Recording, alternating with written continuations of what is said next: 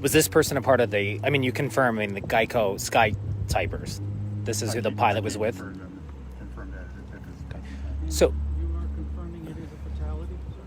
there is a fatality, but we will not announce any other information because at this point, because of the situation involving the family. Where Our hearts exactly- go out to the family. We where want to make exactly sure that they know. On the airport did it occur? It occurred on the north end of the airport, somewhere near where the taxiway and the runway intersect.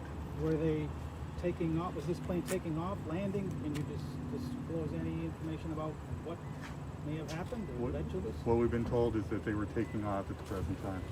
What do we know about the air show and scheduling for that? You'd have to ask the Pocono Raceway. I don't. Have your flights been temporarily halted while this is under investigation? We were closed for a short period of time. We are now open. Okay. So- FAA been notified? The FAA will give an interview later on, and they'll be able to tell you exactly their circumstances. so Carl, from what we understand, the FAA is currently here, though, and starting to investigate, right? I can't confirm that at the present time. The NTSB, are they coming later? The NTSB normally comes, yes. Okay, so for people who might have to use, Wilkes-Barre, Scranton later, the airport for commercial flights has not been affected. Everything's back up and running with that. We are operating. Okay, so what are the next steps, I guess? Just waiting for more of the investigators here, and no other aircraft were involved, right? None at all. The FAA and the NTSB will do their investigation. That'll be separate from what the airport. Carl, obviously you're the director, this is your airport, this happens here. Any reaction as to what happened? Oh, our hearts go out to the family of the person who was the casualty today. We wish them the best, and whatever we can do for them, we're certainly there for them. Is this U.S. Air Force personnel that's involved in this? I can't confirm that. Was there any radio communication as he was taking off to the tower saying, like, I'm having a malfunction, I'm having a problem, or anything like that? Nothing that I can confirm, no. We will have we will release a press release somewhere around 3 p.m. or 4 p.m., excuse me, and that'll give you the information that possibly I couldn't share right now. And Carl, from what I understand, I mean, the air show it sort of flips between Wilkes-Barre, Scranton International every year and Pocono Raceway. I mean, have you guys ever had an ordeal or a crash situation like this before? Usually it's with Binghamton.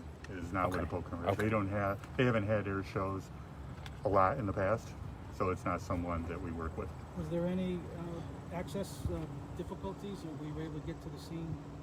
Your emergency crews quickly, immediately? The emergency crews responded. They did an excellent job, and we'll have more on that going forward. Did they have to use foam retardant for the scene?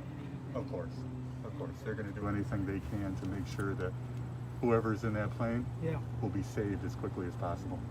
And Carl, obviously when all of this played out, there was so much activity here. Was it just the airport emergency crews who kind of took care of everything, or did you guys have to call in more folks? Because I heard maybe the Pittston Township Fire Department was here. Or The mutual aid companies from the local area are a very important part of the way that we respond to incidents, emergency incidents, and they did a fantastic job here.